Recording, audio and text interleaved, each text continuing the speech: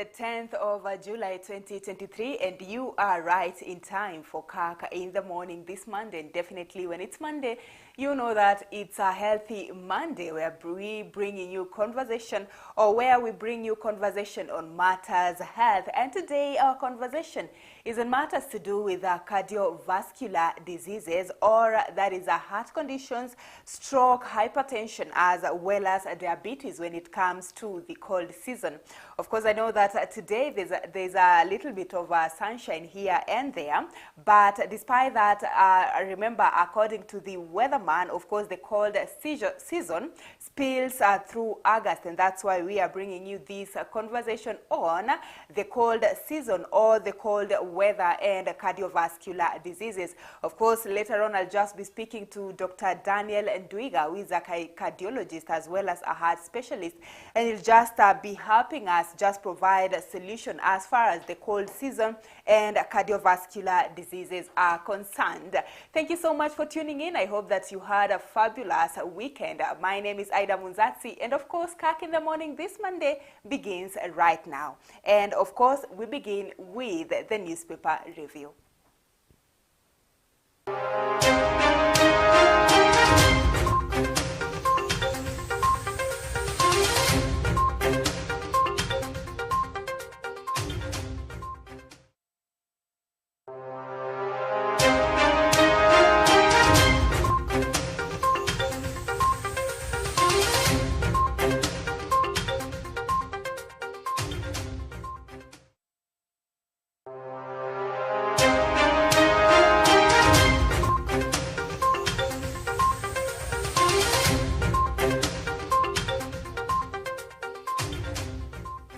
Alright, so we begin with the Daily Nation this morning.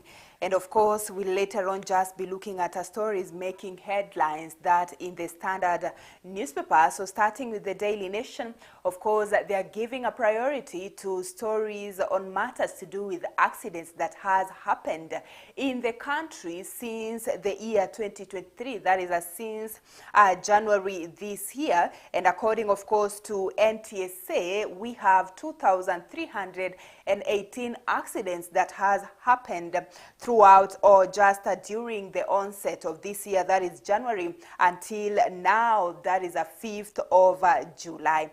So we look at this headline right here in the Daily Nation, and they are speaking of highways of death, just giving a number of accident black spots in different parts, of course, of the country, or in different counties in the country.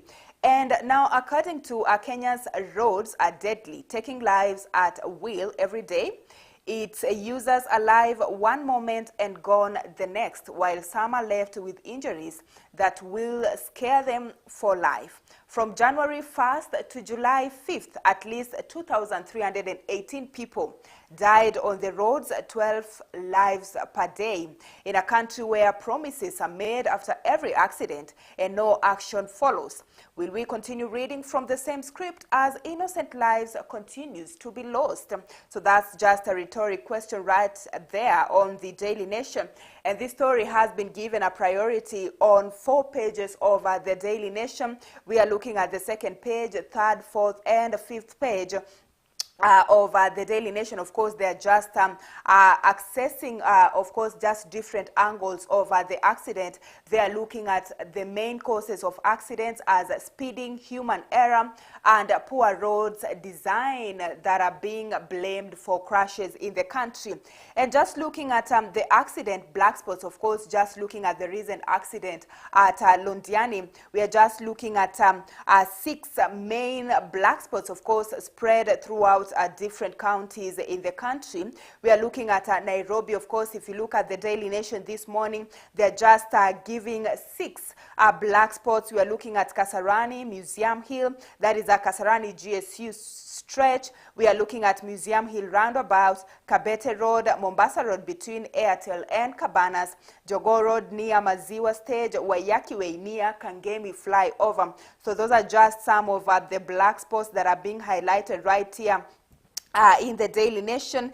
And I'll just now go to the Rift Valley. Of course, we are just looking at the recent accident at Londiani, as I had mentioned earlier on.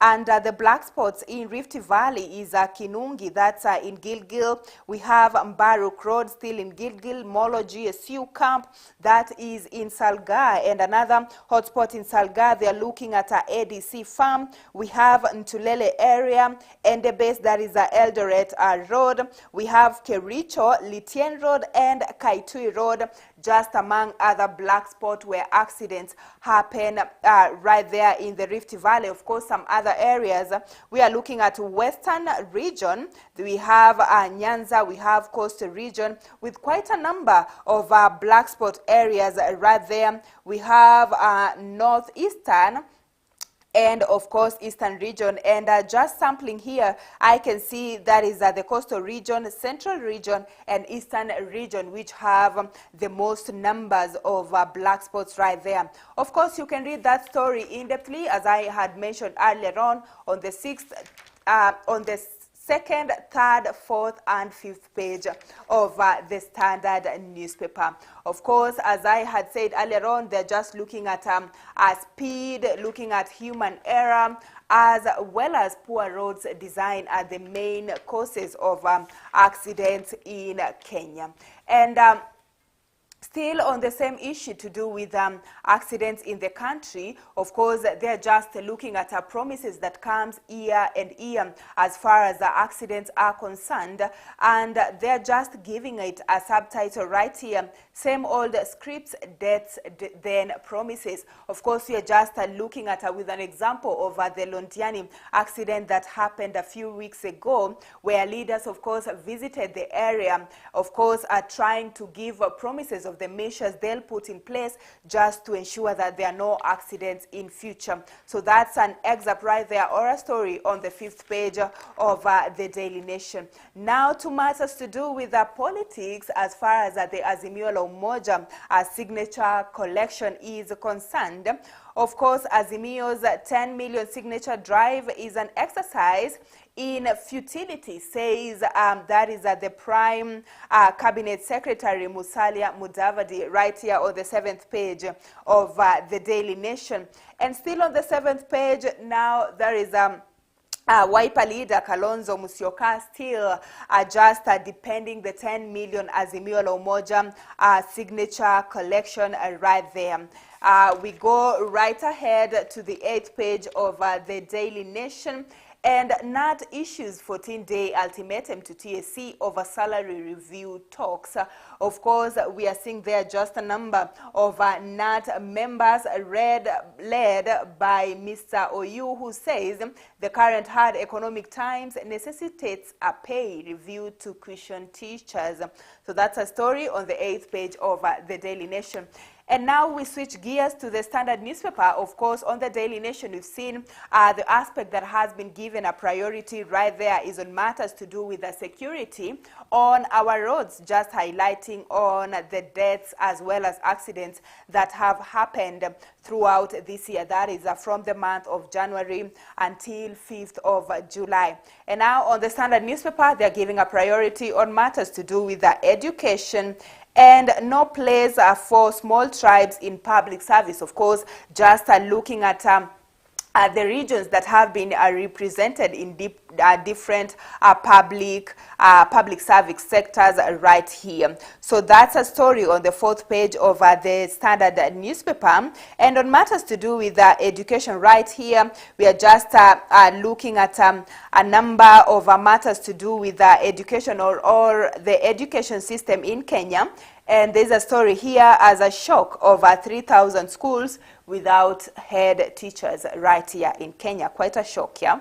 So we look at, there is a top 5 counties secondary deficit. We are just looking at counties like Kakamega, Bungoma, Nakuru, Homa Bay, Bomet. That is as far as secondary schools are concerned. And primary schools, we have Kisumu, Kilifi, Narok, Kakamega, and Kitui. Of course, these are just the gaps in the education sector in Kenya. And the Standard newspaper on the third page is still giving or talking on matters to do with accidents on road, and traders dance with death along highways as they abandon markets for quick road sales. These one are, of course, just give us a review of what exactly happened during the Londiani accident, where most of the people that lost their lives were actually traders just along the roadside. Of course, we had that is President William Ruto, as well as the CS Trade, that is Kipchumba Murkomen, just giving rules that will be applied just to ensure that traders are no longer on the road. So that's a story on the third page of the Standard newspaper. And on the fourth page of the Standard newspaper, of course, they're just looking at how different ethnic groups right here in Kenya, or different tribes, have been represented in different public service offices right here. And we are looking at a House report. Kalenjin Kikuyu dominate jobs in 14 state agencies. So that's a story on the fourth page, of course, of the Standard newspaper. On the sixth page, they are looking at Egerton's Agro City Park. Of course, that's a story on the sixth page of the Standard newspaper. And on the eighth page, we have matters to do with the politics. And Mbadi says minority, of course, he is the minority leader in parliament. He says that the minority side is weak, but he won't step down as the ODM chair. So you can get that story on the 8th page of the Standard newspaper. And of course, the story that was being given a priority right here on the Standard newspaper is on matters to do with education, just different revelations right here. As far as a crisis of school leadership is concerned, we've seen about 3,000 schools that do not have head teachers right here in Kenya. So you can read that story for yourself on the 10th page of the Standard newspaper. And now you are up to date as far as today's dailies are concerned. Of course, as I had mentioned earlier on, when it's Monday, you know it is Healthy Monday. But of course, before we get to our morning's discussion, let us now just have a look at what exactly is happening in news as far as, of course, the weekend was concerned.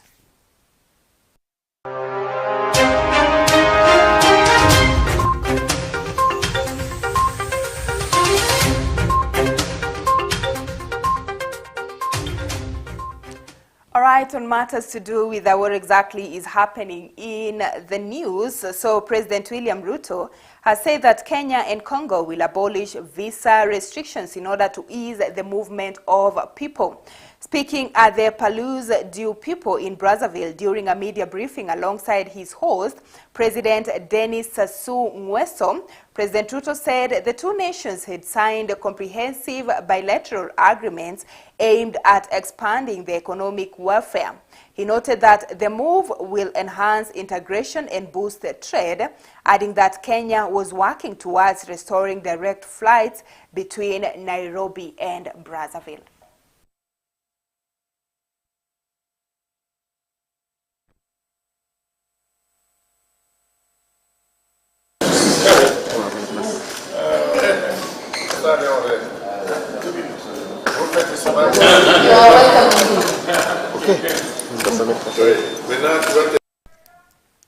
Well, and now on matters to do with the politics in the country, leaders in the Azimio la Umoja One Kenya coalition say collection of signatures to remove government is on and there is no turning back.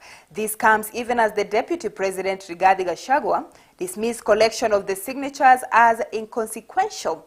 According to Siaya Governor Orengo, the signatures is just the beginning, even as Azimio coalition plan new protests for Wednesday this week. Not a monarchy. Kenya is a republic. So we can decide through extra parliamentary means, through extra constitutional means to bring about change in Kenya.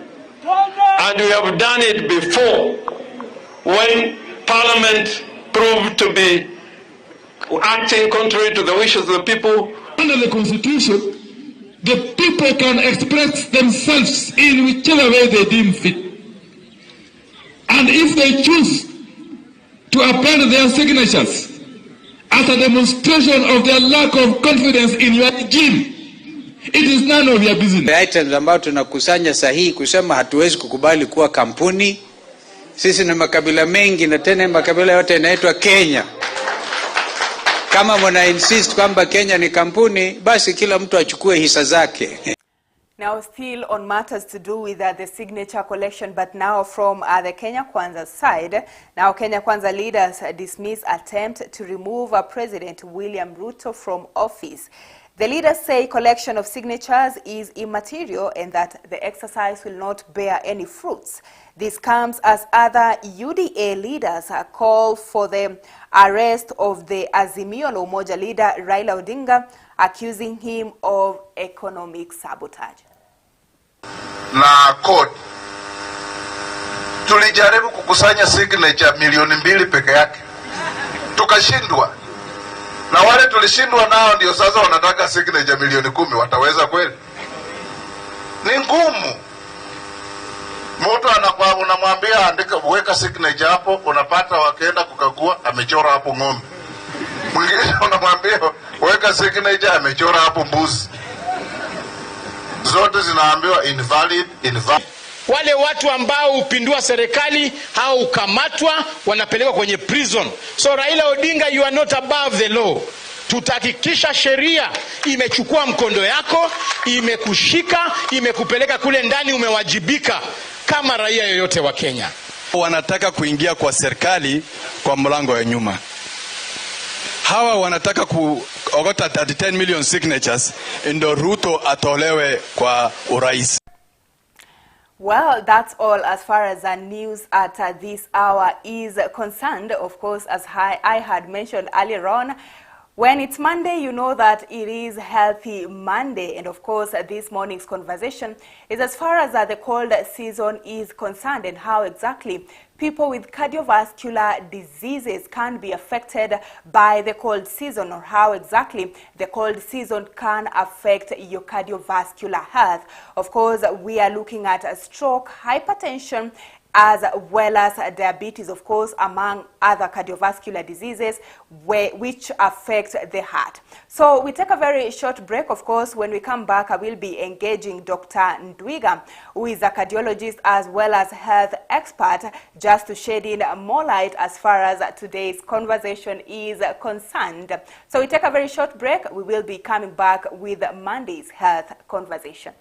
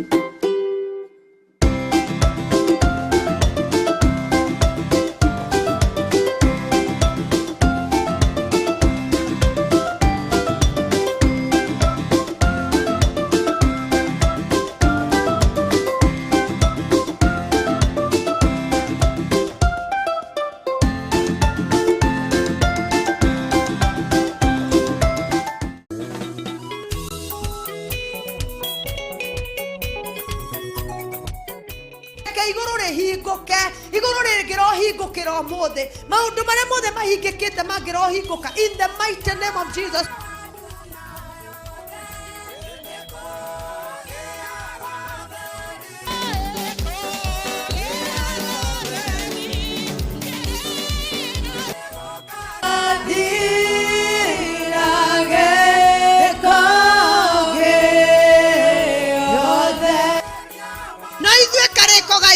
Nĩ tondũ wa ũmũndũ tũkoraga nĩ twaga kũhingia na koguo tũgakora maũndũ maitũ nĩ mastagnate.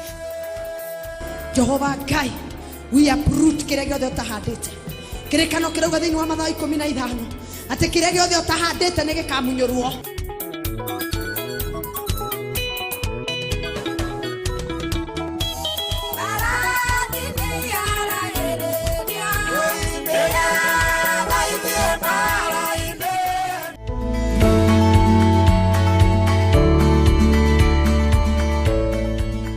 Are you ready for Israel? PCEA Communication Department is pleased to inform all presbyteries, parishes, churches, congregations and friends of its annual trip to Israel. The trip will take place from the 5th to 14th of November 2023. The trip to Israel through Egypt will include visit sites like the Pyramid, Mara, the Hanging Church, the Burning Bush, Mount Sinai, and then to Israel through the Suez Canal and visit sites like the Dead Sea, Kibbutz, the Manger, the Temptation Mountain, Gethsemane, Old Jerusalem, Caesarea Park, St. Peter's in Galgantu, Emmaus, Capernaum, Jordan River, Galilee, among others. The charges are $2,050 US. You can pay in 4 installments of $513 US. The deadline for payment is the 31st of August 2023. For payment, the account is PCEA Jitegemea Press 03100002196 dollar account Family Bank. To join us on this annual trip to Israel, for booking and more information, call 0716 289 443. Start your day with inspiration and purpose.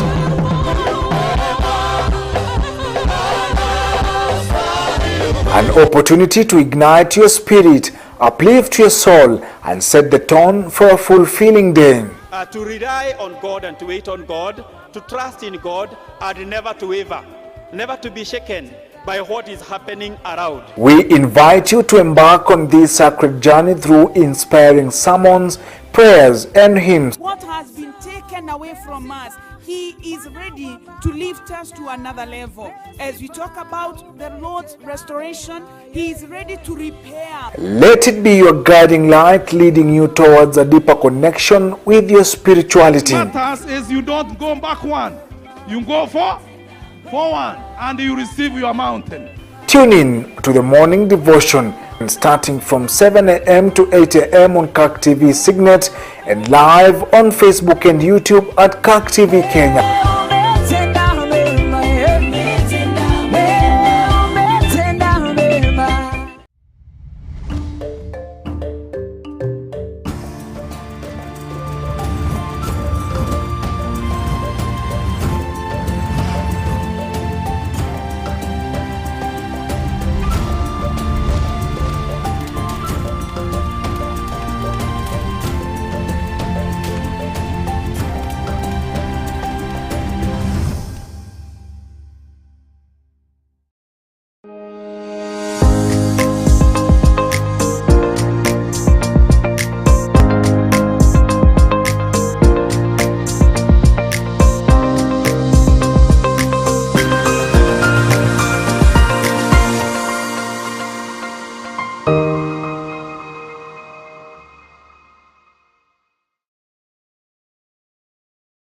Now, according to the World Health Organization, cardiovascular diseases are said to be a leading cause of death in adults, not just here in Kenya, but worldwide.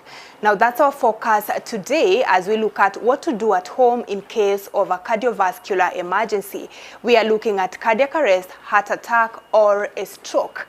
My name is Aida Munzatsi. Health Nuggets starts now.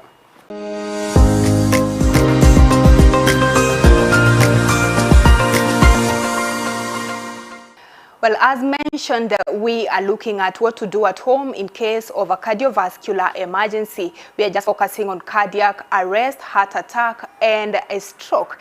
And that's exactly what you're going to learn on this episode of Health Nuggets. And I'm being joined by Jason Kiruja, who is just going to take us through the three cardiovascular emergencies. Thank you so much, Jason, for your time. Okay. And we look forward to learning from you. Okay, thank you for this opportunity. Yeah, so you're going to learn about the things we can do at home as we seek advanced help, even before we get to advanced help. All right. Now, before we look at now the cardiovascular heart attack as well as a stroke, let us just first of all just define what are cardiovascular diseases. Okay, so the cardiovascular diseases, the three you've mentioned, the heart attack, cardiac arrest, and stroke, they all have problems with the blood vessels. So the blood vessels get narrow, a clot forms when they call it the plaque forms on the blood vessel, leading to clot formation. So that clot can cause the blood vessel to have a complete obstruction, or the clot can also be dislodged and go to another part of the body. So for the heart attack is the limited supply of the blood to the heart muscles. Heart is a muscle and it gets constant supply of blood. So when you have these blood vessels within the heart getting narrower or even getting an occlusion, then you'll have a heart attack. So the heart attack can either present over time or immediately. The cardiac arrest is a problem of the coordination of the beating of the heart. We call it also it's an electrical system. So when you put a patient on a monitor, you usually see the recording of the heartbeat. It's supposed to be an organized step of the way the heart beats. So sometimes it can be chaotic, as we're going to see during the demonstration. That's for cardiac? For the cardiac arrest. Okay. So that one requires a different kind of approach where you immediately start the CPR. So for the stroke is also the limited supply of blood, but now to the brain. So you've seen the heart affected, now to the brain. So you can have limited supply of the blood to the brain. So there are two main types of stroke, which we are also going to explain about. All right, you mentioned that a heart attack is something that happens over time, right? Now for cardiac arrest, does it also happen over time, or does it just happen? Cardiac arrest is immediate. Okay. It's usually quite immediate, and good to discuss the two at the same time, because quite often the heart attack leads to cardiac arrest. So if treatment is delayed, sometimes even with the right treatment, the patient can still get into cardiac arrest. So the heart attack can lead to the disorganization of the heart getting to the cardiac arrest. Okay, now just going back now to a heart attack, what are some of the telltale signs that they come with now that you're talking of? They happened gradually, like probably a day after a day, or months or weeks? Yeah, so it's usually as the blood vessels get narrower, so the signs will start. The main sign is usually the chest pain. So when the heart is not getting enough blood as it gets, so that presents with chest pain.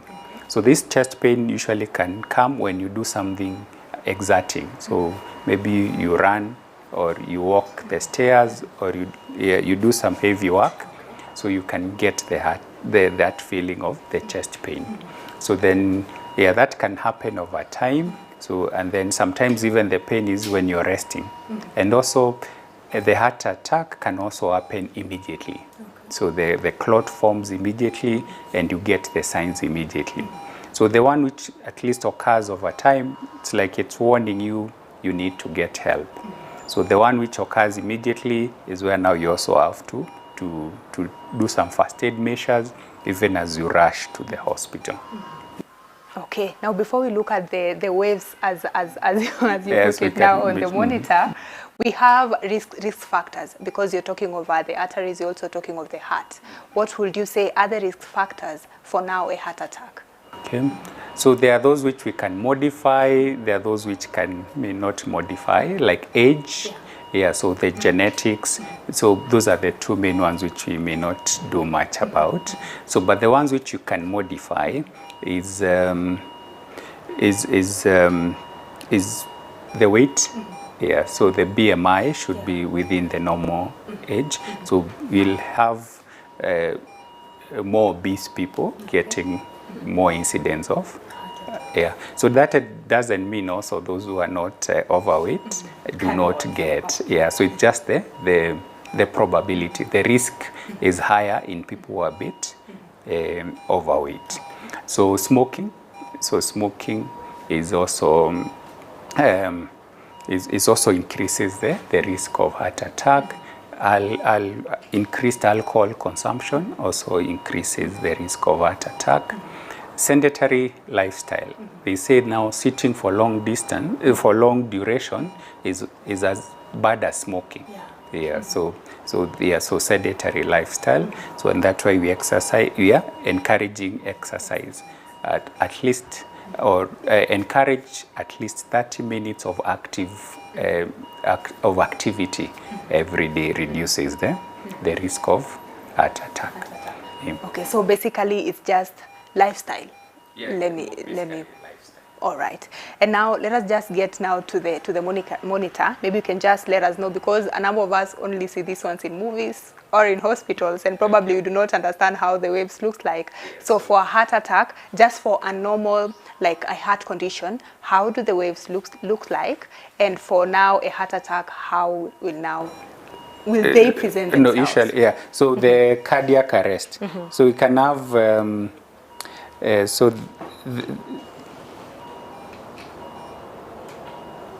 the normal heartbeat usually has the way you see the waves. So they're usually numbered P, Q, R, S, T. So the P is a smaller one, then the taller one, then the T, then you start all over again, P, Q, R, S, T. So that's the way the normal organized heartbeat looks like. So when you go to the hospital, you usually get a printout of a printout looks like this. Okay. So that shows you the normal ECG, the way it looks like. Okay. So if you have a heart attack, usually the changes the doctor is able to see on the monitor. Okay. So it usually will not be normal. So some of the waves will not be as organized as they are supposed to be. Okay. Yeah. So that's what the doctor checks. So usually, like immediate cardiac arrest, there's a small part here between the S wave and the T wave, which is usually higher than normal or lower than normal. So that's why you see the ECG. So this becomes a very important diagnostic tool for, in case of somebody is having a heart attack, to see if there is any changes. That's because there are other conditions that also cause chest pain. Yeah, so maybe to distinguish between the heart attack and these other conditions like hyperacidity, so you can be able to, anxiety, so you can be able to distinguish between the two by doing the ECG, electrocardiogram, and also by doing blood test. So the disorganized one. So the disorganized one will still be for a heart attack. For the cardiac arrest. All right. Before we go to the cardiac, let us just look at what to do at home in case of a heart attack, just before we move to a cardiac arrest. So what to do at home in case somebody has the signs of heart attack is to get the first medication you can take is aspirin. Aspirin is quite available in many, even the shops. can be bought over the counter, is a medication that is quite available. So the recommended dosage is 160 milligrams to 325 milligrams. That is like 1 adult tablet or 4 junior aspirin tablets around there. So then the other important point about this aspirin, you need to chew. Don't just swallow with water, you need to chew so that it can be absorbed quickly. So by this time, ideally you need to call an ambulance when you start feeling these signs and as you take the aspirin or as you rush to some ambulance access in many of our estates or homes can be difficult. So usually people will get the available vehicle and rush to the nearby hospital. So as you rush to the hospital or as you get the ambulance, then you need to take the aspirin. So at what time am I taking this aspirin? Like how will I be feeling in terms of the symptoms? Because probably I may just start sweating and someone is like, oh, this one is now a heart attack, let me take a aspirin. Or yes, so you see the heart attack will have all these signs. You will be sweaty, you will have the chest pain, not all, maybe, yeah, and then usually they say the patient has that feeling of an impending doom, like something bad is about to happen. Yeah, so all this is combination of signs that can be able to trigger that this person could be having a heart attack. Then they chew the aspirin tablet. Yeah, so then the other medication that follow, they are best done in an ambulance or in a hospital. All right. Let us just, before we take a very short break, let us just look at now a cardiac arrest. You had mentioned of what it is. Just show us probably on the monitor how the waves will now look like. Then we'll take a break. Then now come back with the now solutions at home. Yes. So we are lucky to have this simulation lab. So these are simulation lab that try to mimic as much as possible what the patient will look like away from the patient.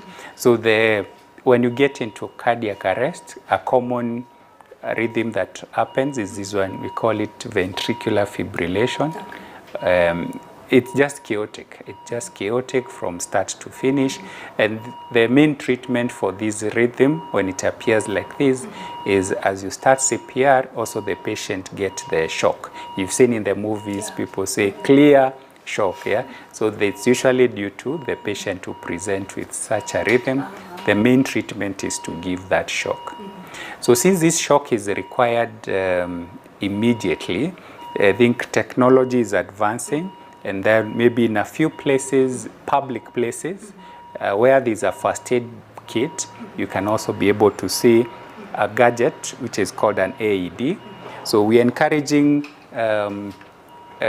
all public places, maybe airports, malls, churches, schools, to have the AED gadgets. They're called automated external defibrillator. The one you see healthcare workers using to, doctors or nurses using to shock, is called a manual one. So this one is an automatic one. So this one talks to you. So even if you're not medical, it's trained, it talks to you what to do. And then it analyzes the rhythm and tells you to shock. And you just press the shock button and it shocks the person. Yeah, so it's a gadget which we're encouraging institutions to have, to buy and put where this accessible, in where first aid equipment is, in case you get somebody who gets into a cardiac arrest. So that will be the main treatment. All right, now for a cardiac arrest, are there any signs? So it's just the immediate collapse, and you call somebody, you tap and call, and they are not responding. And then when you check their pulse, they'll have no heartbeat. So that will be cardiac arrest. Takes a few seconds, less than 10 seconds, to determine if somebody is in cardiac arrest, because you just need to feel for the pulse for less than 10 seconds. If you cannot feel the pulse, then you start immediate CPR. All right, so we'll just be looking at what to do at home. Definitely, that is the CPR, as you put it, in a very short while. For now, let us take a very short break. Remember, we are looking at cardiovascular emergency, just what to do at home in case of a cardiovascular emergency. We are looking at cardiac arrest, heart attack, and a stroke. So we take a very short break, but remember, if you have any question as far as what we are looking at today, just feel free to drop it. That is via our SMS number 0111220044 or through Facebook or YouTube. That is Kirk TV Kenya.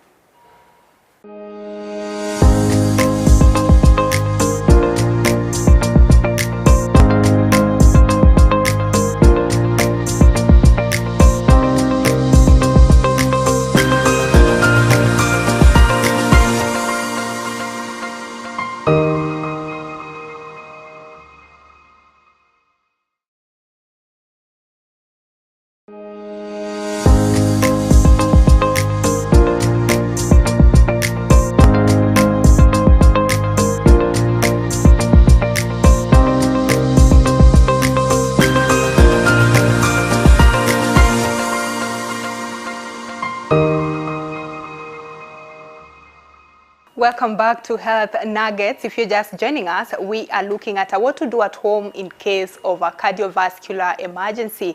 We are just looking at a cardiac arrest, heart attack, and a stroke. And definitely, if you're just joining us, you can always just follow up the conversation on this. Now, Jason, earlier on, we were just looking at a cardiac arrest. Yeah, and you're just trying to explain to us probably what to do in case of a cardiac arrest that's at home. Yeah, so we said in case of cardiac arrest, where this person was just, maybe sometimes even somebody was just okay, then they just suddenly collapse. So usually you confirm that they are responding. If they are not responding, then usually check for the pulse. So if you cannot feel the heartbeat for 20 seconds, then you just go to the center of the chest and start the chest compression. All right, so we now bring in Frederick, who is a nurse. He's just going to help us now with the CPR. Yeah, so once we've confirmed the person is not responding, and you check the carotid pulse, and you cannot feel the heartbeat, so usually do from the windpipe, go to the groove to the side of the windpipe, and you should be able to feel the heartbeat. If you cannot feel it for 10 seconds, then you'll go to the center of the chest and do 30 chest compressions. So you want to compress at a depth of 5 to 6 centimeters. So it's not a massage, it's an actual compression, 5 to 6 centimeters. So with the compressions, we are doing 30 of them. Then you do 2 breaths after the 30 compressions. So 30 compressions, 2 breaths. So at home, you can do mouth to mouth. So in the hospital, usually use a bag valve mask device. There's the bag they call the commonly called ambu bag that we use to ventilate the patient with. But at home, you can be able to do the mouth to mouth, or you can use a barrier device. So there's a pocket mask. There's also some simple, they look like a plastic bag with a slit to just offer some protection. Okay, and I have also noticed that Frederick is like on a raised ground. Yeah, so at home, you need to put the person on a flat and firm surface. The best could be on the floor, so that you're using your upper body weight to do the compressions. Because you said you're compressing for 5 to 6 centimeters. So to be able to do that, you need also to apply your weight. So that's why is on a step stool, so that to gain that advantage of using your own upper body weight to be able to get the compression. Then we are compressing at a rate of 100 to 120 compressions per minute. So it needs to have that rhythm of 120 per minute. So there are very many apps available on Play Store or App Store. They're called CPR metronomes. So it just gives you the beats. So the app gives you the beat of 100 to 120 beats per minute. So it goes with this rate of 100 to 120 beats per minute. So we used to have that song of Staying Alive as we do the compressions because it has 100 beats per minute. But now we have a simple metronome that can be able to do the 100, can be able to give you the 100 to 120 beats per minute. All right. And now as he blows through the mouth, he keeps checking like the chest. Yes. What is the importance of that? Because that's what confirms to you the air is getting into the lungs by watching the chest rise. Okay. Yes. Okay, so you're supposed to do this for how long? So for every 2 minutes, but you have also called for help. So you do this when you've called for Wait help? for at home as you wait for an ambulance. Okay. So the sooner the ambulance arrives, then the ambulance team can take over. So the ambulance team then can also come with the gadget, like we said, the AED gadget. So which the only thing that you need to know how to do is to switch it on. So once you switch it on, it gives you the instructions on what to do. Apply pads to patient's bare chest. Yeah, so it gives you all the instructions on what to do. And it has diagrams on where to place every item. So it's... Apply pads. Plug in connector. So yours is to only follow whatever you're being told? Yes. All right. So it's explained to you everything that you need to do. Analyzing heart rhythm. Do not touch the patient. Okay. Shock advised. Charging. Yeah, because it has detected the abnormal rhythm. Okay. Deliver shock now. Press the orange button now. Shock delivered. Paused. Start CPR. Okay, then it guides you. So yeah, so it gives you all the instructions that you need. So like whatever is happening here, is it being shown on the monitor as well? Yeah, so because at home this will be like the monitor. Yeah. It's analyzing for you, comes either with the ambulance team or if it's in a public place where you have access to one, anyone can be able to use the AED, the automated external defibrillator. So anyone can be able to use it in case of a cardiac arrest. So they are meant for anyone to use, and usually this is a training one, but the actual one delivers a shock to the patient, and you'll see the patient jerk when the shock is delivered. Okay.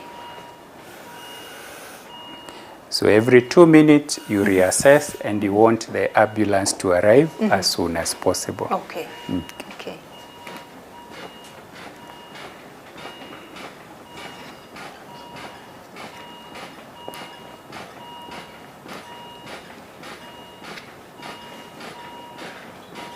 So definitely, as you do this, you also count. Yes, you count that you are doing 30 compressions, 2 breaths. 30 compressions, 2 breaths. So, and just to be clear, this is for an adult? For an adult, yes. All right. Yes. Okay. And then maybe another point we need to remember, sometimes, as you said, you may be in a place where you're not feeling safe to do mouth-to-mouth. Okay, so thank you, Fredly. So you may be in a place where you'll not be able to do mouth-to-mouth. You can do only chest compressions only until advanced help arrives. So you just call it hands-only CPR. You're just doing the compressions non-stop until more help arrives. Yes. All right. So that means you can always do something in case of, and it has been shown to save life. Yes. So where somebody just do the chest compressions only. All right. So just probably just as a recap, I know it's stop CPR. Okay. So those are 2 minutes. It prompts you to stop, recheck the patient, stop, recheck the patient. So every time you do that, after 2 minutes you check on the patient. Yes. After 2 minutes you check. Yes. All right. Probably just as a recap, you've said just what to do before you now start the chest compression. So you're usually confirming that the person is the person who suddenly collapses. You are tapping and calling just to confirm that they are not responding. So calling them by name. By name. So this one, our person is called Anne. So you just tap and call Anne, loud enough so that they can hear from both sides of the ears. So if they are not responding, then you call for help. So you may need help, so you call for help. So either way, such a person who has just suddenly collapsed, they're not responding to a call, either way they'll need help. So it's also the time to call for an ambulance. So somebody can call an ambulance service, our E+, our 999, or the nearest ambulance to you. So we encourage people to have some contact of an ambulance service near you, because so that you can be helped to even somebody you see just collapse even along the streets. So just get some contact on your phone of the available ambulance services, Red Cross, that's the E+, St. John, or even the hospital ambulances. Once you've called for help, we also always ensure that you're safe.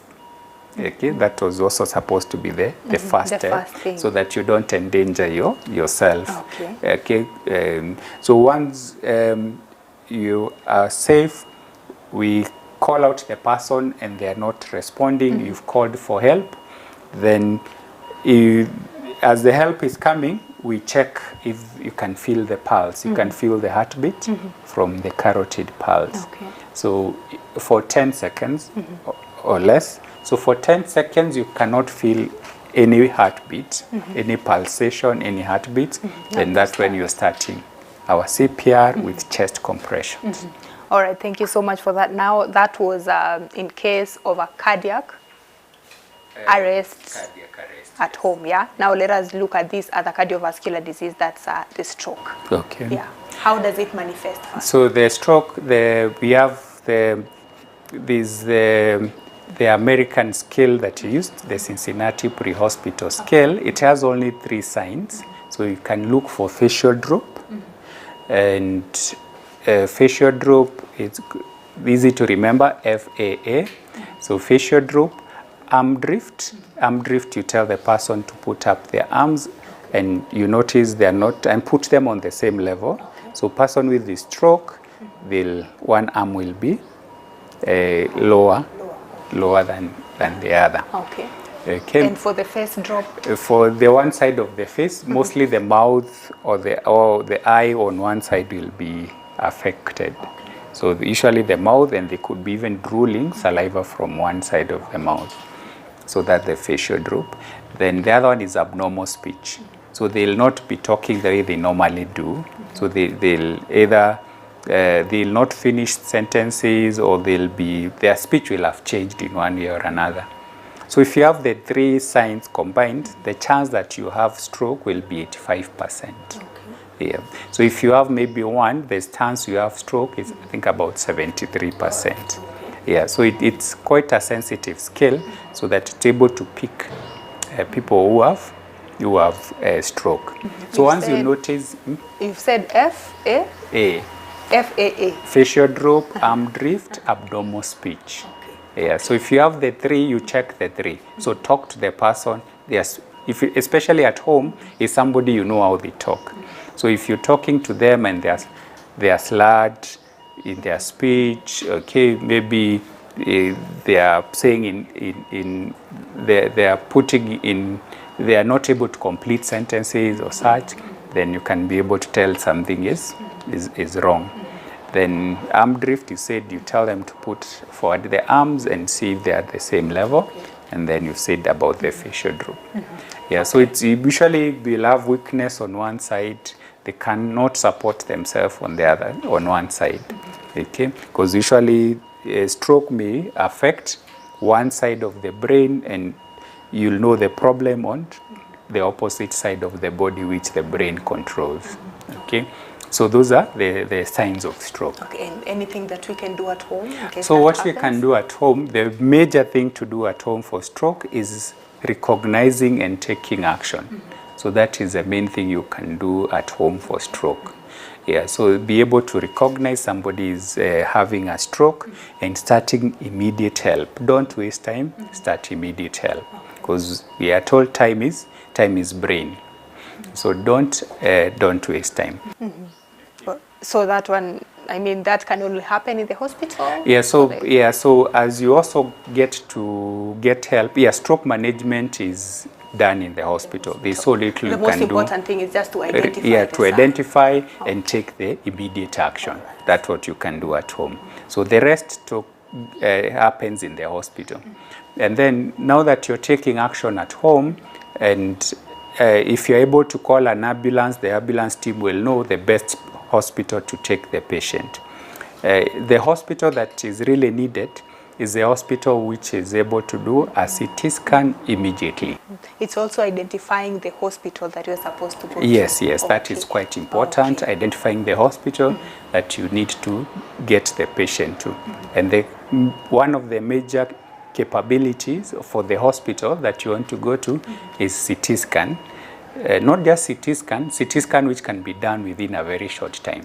The hospital may be having a CT scan, but or the person to do the CT scan is available once a week or such a thing. Yeah, so it's the hospital which can be able to do the CT scan within a short time. Okay. Yeah, so that can be a challenge in many of the towns, but maybe in Nairobi here, several hospitals are able to do, the major hospitals are able to do the CT scan within, they say within 20 minutes of arrival to the hospital. And that CT scan is reported within 45 minutes of arrival to the hospital. That means it's quite quick. Okay, so why the CT scan? So the CT scan is able to distinguish to us if the stroke is due to a ruptured blood vessel or due to a clot. So we have the two main types of stroke. Either it is due to a bleed or due to a blockage of the blood supply.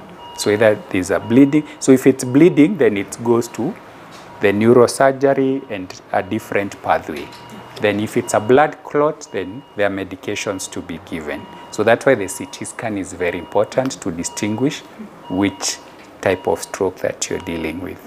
So because the medication is supposed to be given ideally within 3 to 4.5 hours of the symptoms starting. Okay, so that window closes very fast. That's when you get the most benefit, when you give within 3 to 4.5 hours. So that's when you get the best benefit. So it can even be given up to 6 hours later, but the best benefit is within 3 to 4.5 hours. So that's why time is of essence. So you don't want to go to a small facility, then you get referred to another facility and another. So that wastes time as well. Yes. So you want to go straight to a hospital which is capable of handling stroke patient, or at least doing an immediate CT scan, and you're able to tell, is it due to a clot, is it due to a bleed? Majority of the stroke are due to clots. Okay. They call it the ischemic stroke. So majority are, this even close to 87% are the ones due to blockage of the blood supply to the brain. So that means they'll benefit a lot from the medications that are given to break down the clots. The same medications are given in heart attack. Okay, so in heart attack that occurs immediately, we didn't mention this, you need those medications. They're called the fibrinolytics. They break down the clots so that the blood supply can continue again. So even in heart attack, time is also of essence, because they're supposed to be given within 30 minutes of arrival to the hospital. So also time is, and some of the hospitals, especially in Nairobi, they are capable of doing that within the stipulated time. Yeah, so that you're able to get the medication, and also get to, for the heart attack, you're also able to go to the, call it the catheterization lab, cath lab, where they do the opening. They put a balloon to open up the blood vessels and restore the blood supply to the heart muscles. Yeah, so that is also capable in a number of hospitals. Okay, now for a stroke, very briefly, you've mentioned of time being of essence. Now, when treatment is administered within the number of hours that you've mentioned, what are the chances of me or this particular person regaining speech as well as the facelift, as you mentioned, and the arm? What are the chances? Chances are very good. So if you have recovery even in terms of even more than 80% time, yeah, so given that time, the recovery is almost guaranteed. So if you get the medication within the right time. So yeah, very good outcomes, and we've had stories of people who presented with the signs with the right environment, and they are able to, yeah. So maybe we have some patients we can refer you to so that they can give their story also. Okay, all right. Now, any other thing that you'll want to add? Especially, let me talk over. We've looked at there are emergencies, but of course there are ways that we can prevent these emergencies from happening. You've just mentioned of stroke, cardiac, them being, let me call them lifestyle conditions. Yeah. So anything that you'll want to add? So we've talked about nutrition, exercise, and we said some, and also I think also very key, we said there are those things you cannot modify, like age, the genes, the family history, the likelihood. So there are those which you cannot modify. For those is seeking early treatment. Okay, so if you know there's that family history of these conditions, then the best thing is to seek early treatment and also maintaining the healthy lifestyle. All right, thank you so much for that. It was very helpful. Of course, I've also gotten a chance to also learn over, especially over the CPR. All right, thank you so much for that. Well, that's all we had for you on this episode of Health Nuggets. I hope that you've been able to learn something, especially on what to do at home in case of a cardiac arrest, heart attack, as well as a stroke. Definitely with the help of Jason Kiruja, we've just been able to see what exactly we can do in case of a cardiac arrest, in case of a heart attack, as well as a stroke. Remember, with the stroke, as he says, it's just a matter of you understanding and just looking at the signs. For a heart attack, it has to do with the aspirin, and for a cardiac arrest, it has to do with the CPR. So thank you so much for tuning in. In case you're just joining us, you can always go to our social media pages just to get to learn with us. My name is Aida Muzatsi. As always, your health matters.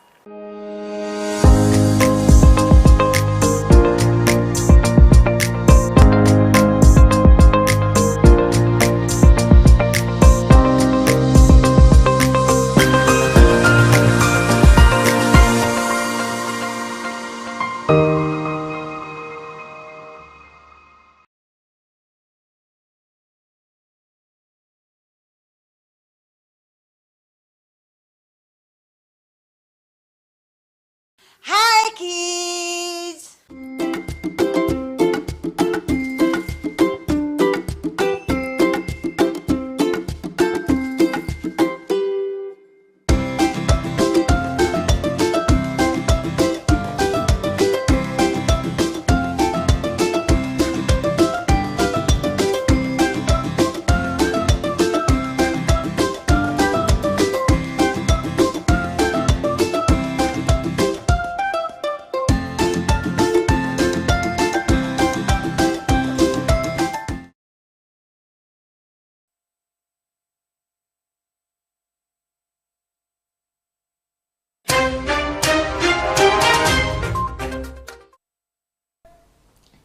All right, that particular conversation on cardiovascular emergencies, of course, sets a basis for us for this morning's conversation as we look at the cold weather and cardiovascular diseases. Of course, we'll just be focusing on hypertension, stroke, as well as heart conditions, and of course not forgetting diabetes. As mentioned during the beginning of the show, of course I'll be discussing this with Dr. Daniel Ndwiga, who is a heart specialist as well as a cardiologist.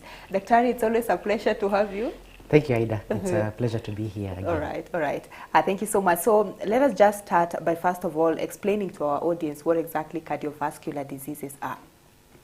Cardiovascular disease is a broad term that speaks about, we call it a constellation of diseases that affect the heart and the blood supply. They are called the arteries and the veins.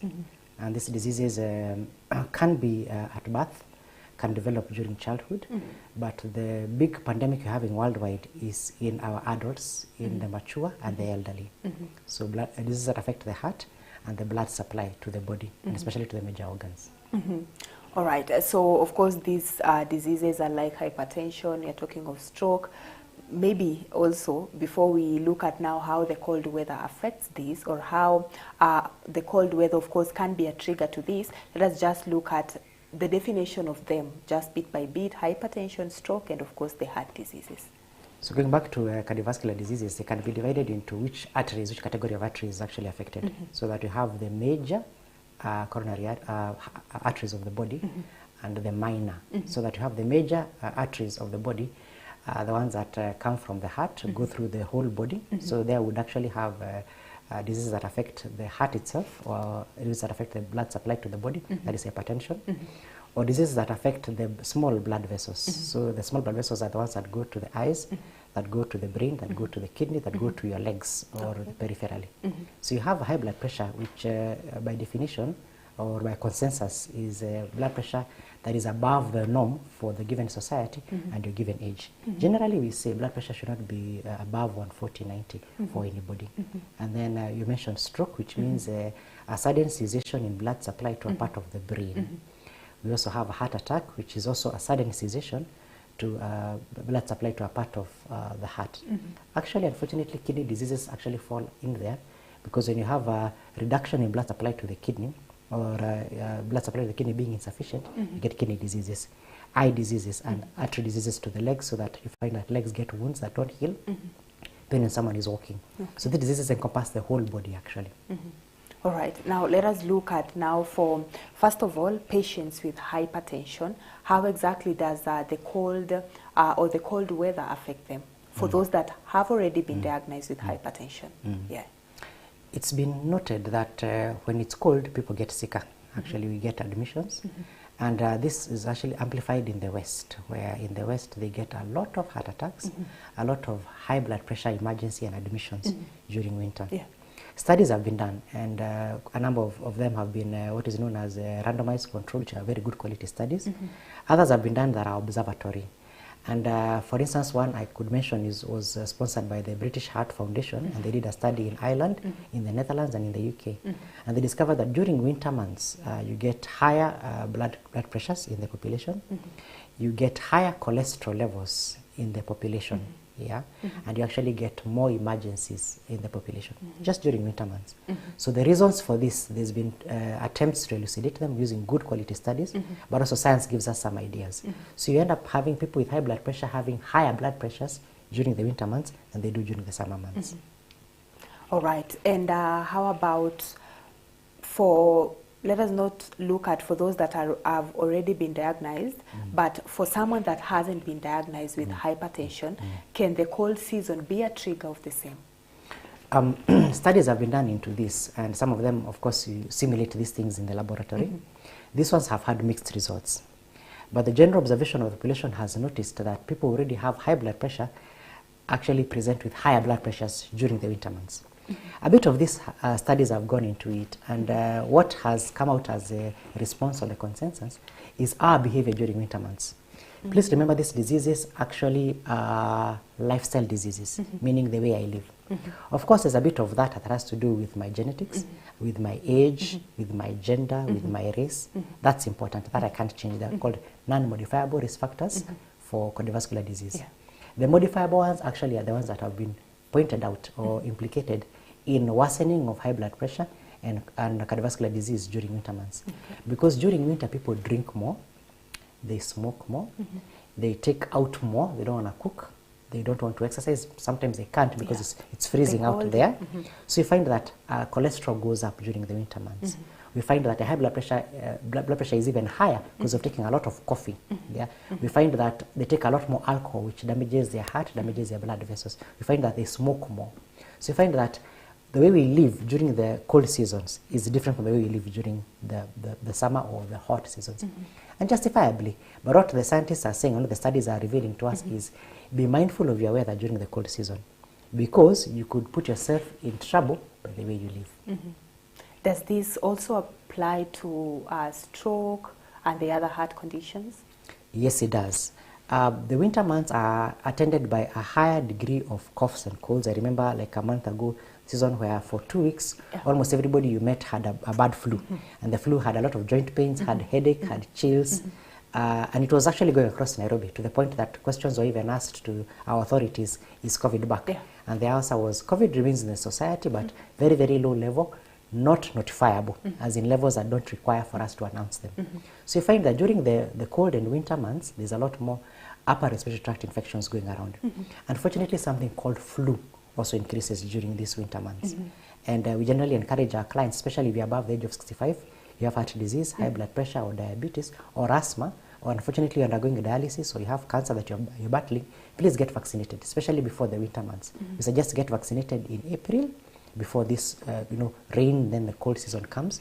Get vaccinated for pneumonia and for flu, because these things actually increase. The cold weather increases secretions in our noses, in our throats. We cough a bit more just because of the cold. Allergies increase. Then now the viruses set in and make things worse. The reason I've started there is to say that once somebody has a flu, it affects the whole body, the pressure is bound to rise, for sure, because the body is fighting the infection. The person has fever, he's shivering thoroughly. The blood vessels that are on the skin are constricted and they increase the blood flow. There's something known as the fight or flee phenomenon, where the hormones in the body increase just to fight this infection. As a result, there's an impact on the cardiovascular system, and you find blood pressure is higher. The heart has a lot more strain in terms of supplying the body with blood. Strokes can increase. There hasn't been a clear association between strokes and the cold weather, but where the heart is concerned, where the blood pressure is concerned, actually there's a clear association with that. All right, and just talking of how the heart is trained, of course, during the cold weather, let us just look at the heart attacks and probably the cardiac arrest. Would they also increase during these conditions? And for this case, for those that are yet to be diagnosed with these cardiovascular conditions?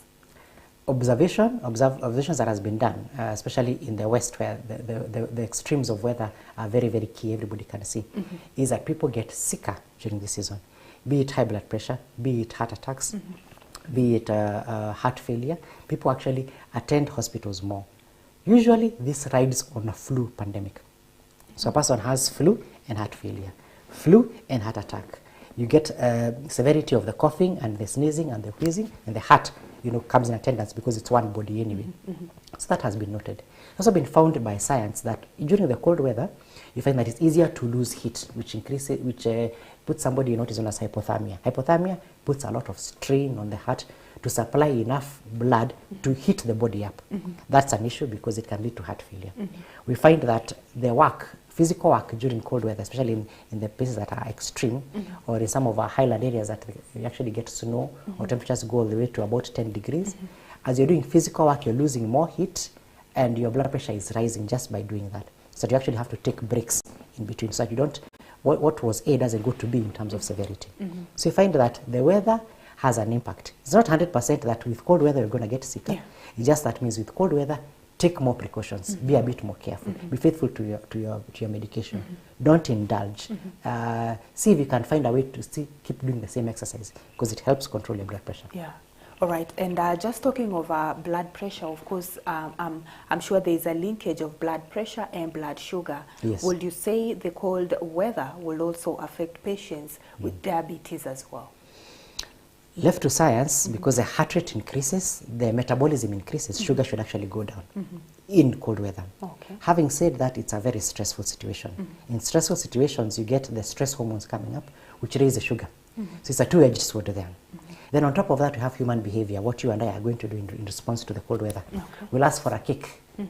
We'll take lots of sugar in our coffee, which raises the blood sugar. So this is a mixed bag where the cold weather and diabetes is concerned, but the human factor is what actually will shift us, whether we go towards the positive or the negative. Having said that, if we do experience extremes of weather, our sugar is likely to rise and become uncontrolled, because that's the body's stress response. So if you have a chronic illness, high blood pressure, diabetes, you're fighting kidney disease or any other illness including asthma, please be extra careful during these cold months. Don't change your lifestyle. Don't buy a whole packet of cigarettes that don't finish by 10 o'clock. Do not buy several bottles of liquor, and those ones you're going to finish this week. Please live your life moderately. And if you can stop some of this that we call, leisure, harmful leisure activities, please do for your own sake. All right, and you've mentioned flu among just other triggers, of course, of these cardiovascular diseases. Will they, especially during this cold season, are there any other signs that probably these diseases can present themselves in for you to know that probably I will be suffering at any point with a cardiovascular disease? So once again, we've said if you do have the illness already diagnosed, if you're above the age of 40, if your body mass index, remember we spoke about body mass index last time, which is your weight divided by the square of your height, body mass index is above 25. If you've been found to have a waistline that's above, is it 38 or 39 for men, about 34 for women. If any of these things apply to you, if there's a strong family history of blood pressure or diabetes, please take an extra step to protect yourself during this season. If at any point your pressure has been found to be high or sugar has been found to be high, take measures to protect yourself during this time. Don't change your lifestyle too much. Try and maintain the healthy lifestyle that you're already living in before. If you are known to have these diseases, please be faithful to your medication. Don't change your diet too much. Try and be as active as you possibly can, and don't expose yourself to baridi, to the cold weather, if you can. And if you do, make it short periods of time, then you come back. Because cold weather on its own puts a strain on the heart and the blood vessels. All right, and that is quite a parting shot, I'll say, but still, I'll still give you an opportunity just talk to the audience, generally, not necessarily about the cold weather and cardiovascular diseases, but just generally about prevention and, of course, management of cardiovascular diseases. Thank you so much for having me in this place, Aida. I'm very grateful. I'd just like to speak to our audience and to encourage you that, especially if you are above the age of 40, if you have been diagnosed with high blood pressure or sugar, during this cold season, please take care of yourself. If you do take medication, please be faithful to that medication. And if you have to stay indoors, because many of our jobs these days are actually at home, we actually work from home, we don't have to go to work. Don't try and finish a whole crate of beer or whiskey. Don't finish 3 packets of cigarettes that particular day. Please take care of yourself. Don't take so much coffee and so much tea that it's much more than you used to.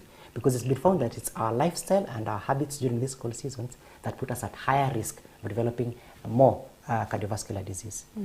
If you've been found to have these illnesses, please come in, let's have a look at you. If you've not been found to have these illnesses, yet you fall in the high risk category in terms of your age, in terms of your weight, in terms of your family history, please come in, let's have a check on you. And as I mentioned earlier, we would actually strongly encourage anybody above the age of 65, anybody who has high blood pressure or sugar problems or asthma or battling any chronic illness to get vaccinated around the months of April. I know we are a bit late now for this year because the cold is already with us, but we suggest that next year by around April, please get vaccinated. Sometimes we encourage our clients also get vaccinated around September because you have 2 flu seasons in our country. That is the one around April going all the way to July, another one from September. It follows our rains, the long rains and the short rains. So health is actually within your hands, within your grasp. A lot of it depends upon your habits. A lot depends upon your decisions to take care of yourself. Yes, there are things that you can't change. I can't change the fact that I'm a young black man. Youth ends at 40, so I'm beyond the youth part. But there are some things I can change. I can change whether or not I exercise, whether or not I overeat, what my weight is, whether I take alcohol or smoke, and I can change whether or not I use a lot of salt in my food. And taking all this into consideration, we're able to bear this cold weather, we're able to come through the other side healthy and strong. All right, thank you so much, Daktari. And of course, as I had said earlier on, it's always a pleasure to have you on set, and always a pleasure, of course, just to hear you inform our audience as far as, let me say, heart conditions are concerned. Thank you so much, Aida. All right, so that's where we end Kirk in the morning today. Of course, just borrowing words of Daktari, your health is actually in your hands. Of course, as he puts it, it's all about behavioral factors, or exactly how you live your life, or just your lifestyle. So thank you so much for tuning in. That was Dr. Daniel Ndwiga, who is a heart specialist as well as a cardiologist, just trying to explain to us how exactly the cold season can affect, or the cold season and cardiovascular diseases. We have looked at stroke, hypertension, heart diseases, as well as diabetes. Once again, thank you so much for tuning in. I'm wishing you a beautiful Monday. See you again next Monday. As always, your health matters. My name is Aida Muzati.